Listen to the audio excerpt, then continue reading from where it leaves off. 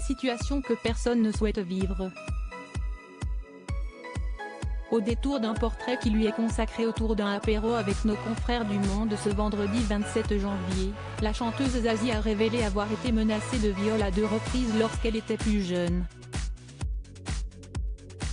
Interrogée sur son rapport au mouvement #Métaux, celle qui a aidé M.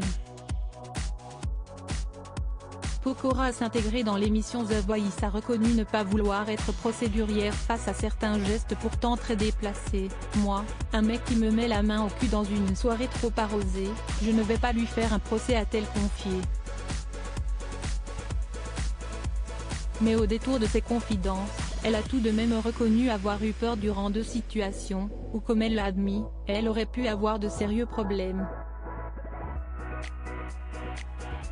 La première fois, la camarade de Florent Pagny a raconté avoir fait face seule à 3 hommes dans un parking. « J'ai fait du judo, j'ai mis un coup de pied dans les parties de l'un d'eux et j'ai battu des records de vitesse », a-t-elle raconté pour se sortir de cette situation. Une seconde fois, la mère de Lola a dû faire face à un prédateur sexuel, cette fois-ci dans un ascenseur.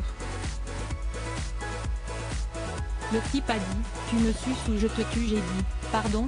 Et puis je me suis transformée en fauve, je ne savais pas que j'avais ça en moi », a retracé dans son passé la chanteuse.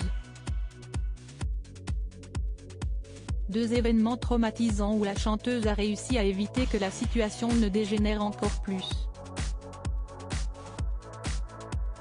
Zazie, découvrez son évolution physique. Zazie, cette drôle de manière de combattre un trouble dans son enfance. Toujours au sein de cette interview, la chanteuse qui assume ses cheveux blancs est revenue sur une habitude surprenante qu'elle avait lorsqu'elle était plus jeune, celle d'être sanglée à son lit.